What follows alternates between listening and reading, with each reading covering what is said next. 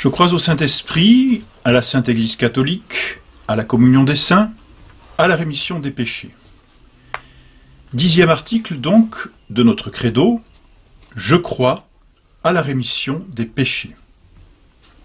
Qu'est-ce que c'est que cette rémission des péchés?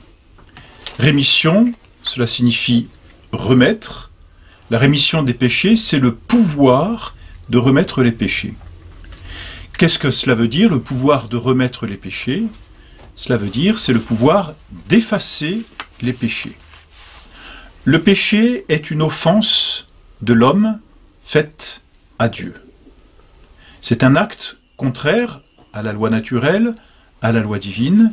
C'est un acte qui s'inscrit en faux contre Dieu. Le pouvoir de remettre les péchés, c'est justement le pouvoir de pardonner cet acte commis contre Dieu. Dans la rémission des péchés, donc, est inclus deux choses, parce que tout péché comprend deux choses. Deux éléments, si l'on peut dire. Premier élément, le péché est une faute contre Dieu. Le péché est une atteinte à l'honneur, à la bonté, à la dignité, à la toute-puissance divine. C'est une faute, on pêche contre Dieu. Et la conséquence de ce péché, c'est qu'il engendre une peine.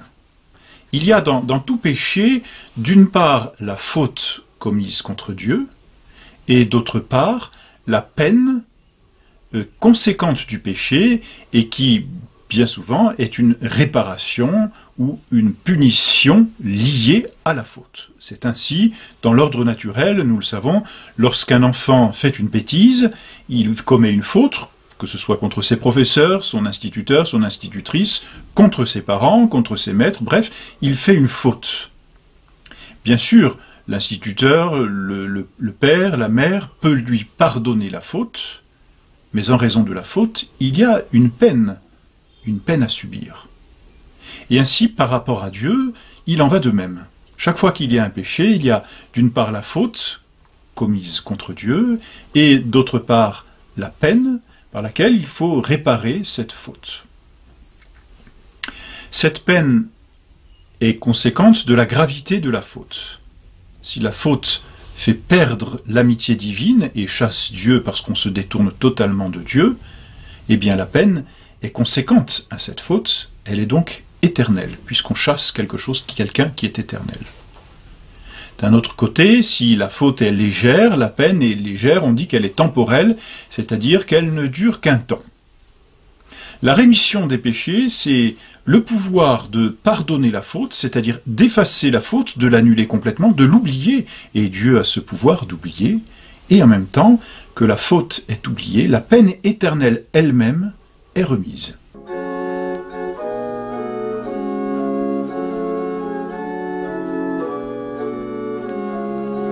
Voilà donc ce que c'est que la rémission des péchés.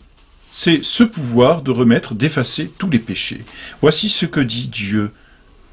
Quand vos péchés seraient comme l'écarlate, ils deviendront blancs comme la neige. Cela veut dire quand vos péchés seraient comme l'écarlate, c'est-à-dire quelque grave que soient vos péchés, quelque grave que soit la faute même commise par le péché, ils deviendront blancs comme la neige, c'est-à-dire j'ai le pouvoir de les remettre et de les pardonner totalement. Blancs comme la neige, c'est-à-dire j'ai le pouvoir de les effacer totalement. Et puis encore dans le prophète Isaïe, voici ce que dit Dieu. J'ai effacé vos iniquités comme une nuée qui passe et vos péchés comme un nuage. Voilà donc ce que c'est que ce pouvoir de remettre les péchés. À qui appartient ce pouvoir de remettre les péchés? Il est évident que ce pouvoir appartient d'abord, premièrement, et sûrement même uniquement, peut-on dire, à Dieu. Pourquoi? Parce que Dieu est la personne offensée. Il est entendu que c'est celui qui est offensé qui peut pardonner. C'est pourquoi le pouvoir de remettre les péchés appartient à Dieu. Mais il faut dire aussi que notre Seigneur Jésus-Christ a ce pouvoir. D'abord, en tant que Dieu, cela se comprend, notre Seigneur est la deuxième personne de la Sainte Trinité. Il est Dieu, Deus de Deo, Dieu engendré de Dieu, c'est le mystère de la Sainte Trinité. Notre Seigneur, donc, en tant que Dieu, a le pouvoir de remettre les péchés. Tout ce que le Père fait, dit Jésus-Christ, le Fils le fait pareillement. Tout ce qui est à vous est à moi, dit-il en Saint Jean. Mais il faut dire aussi que notre Seigneur a ce pouvoir de remettre les péchés en tant qu'homme. Et voici ce qu'il dit à ses apôtres, afin que vous sachiez que le Fils de l'homme a le pouvoir sur la terre de remettre les péchés. Lève-toi, dit-il au paralytique, prends ton grabat et marche. Et retourne chez toi.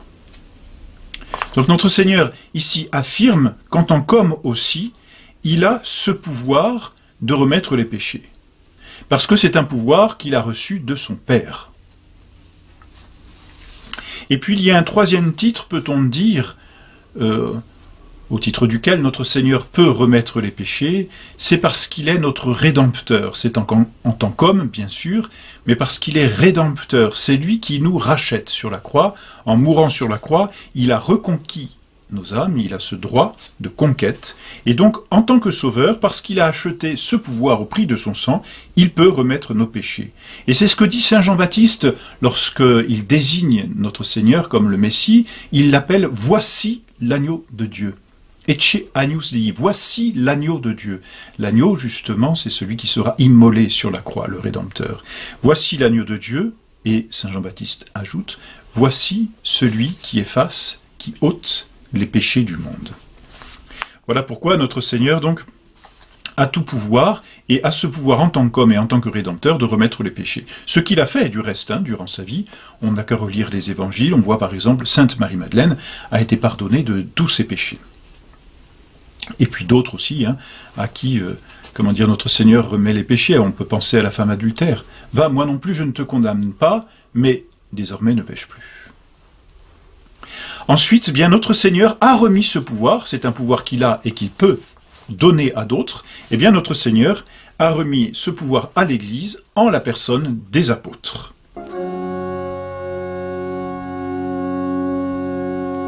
Recevez le Saint-Esprit, leur dit-il, après la résurrection, les péchés seront remis à qui vous les remettrez, ils seront retenus à qui vous les retiendrez.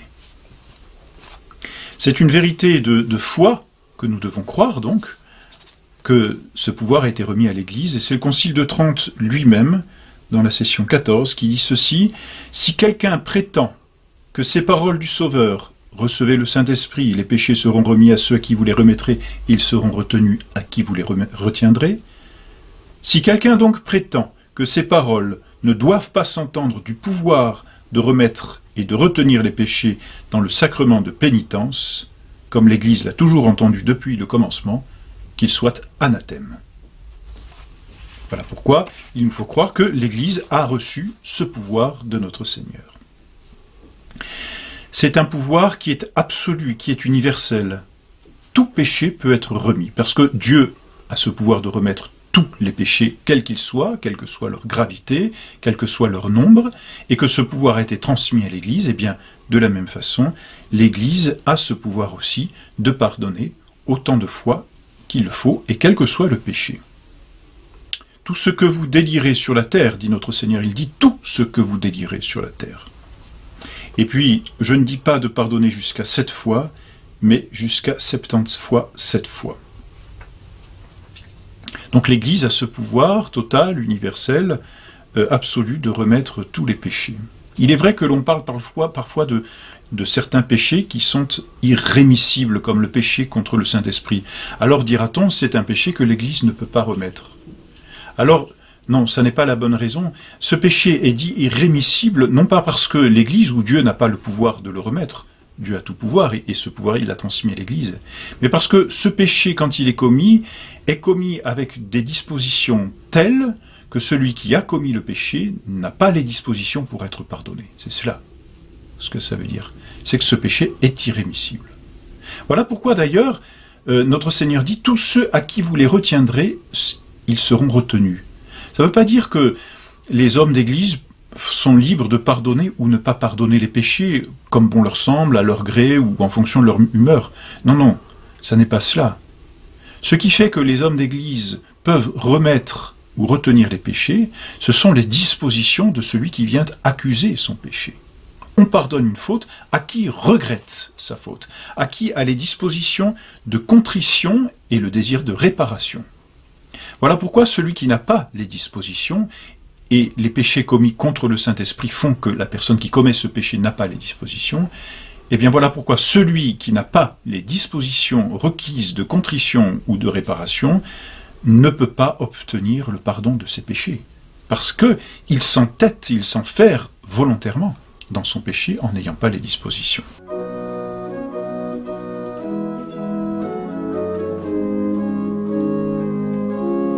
Comment, enfin, l'Église remet-elle les péchés?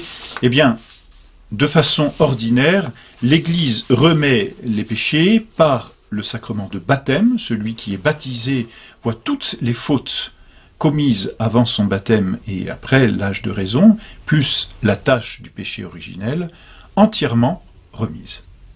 Tout est effacé. Toutes les fautes, toutes les peines. Et puis ensuite, après le baptême, Jésus-Christ a institué un sacrement, le sacrement de la pénitence, la confession, par lequel le prêtre peut remettre au pénitent, à celui qui s'accuse, contrit et humilié, comme dit le psaume 50, à celui donc qui s'accuse, le prêtre remet ses péchés, c'est-à-dire, au nom de notre Seigneur, absout totalement l'âme de la faute, remet la peine éternelle au pénitent. Enfin, de façon exceptionnelle, l'extrême-onction remet les péchés de celui qui est disposé et qui a au moins intérieurement ce regret et cette contrition de toutes ses fautes. Voilà donc pour ce dogme de la rémission des péchés.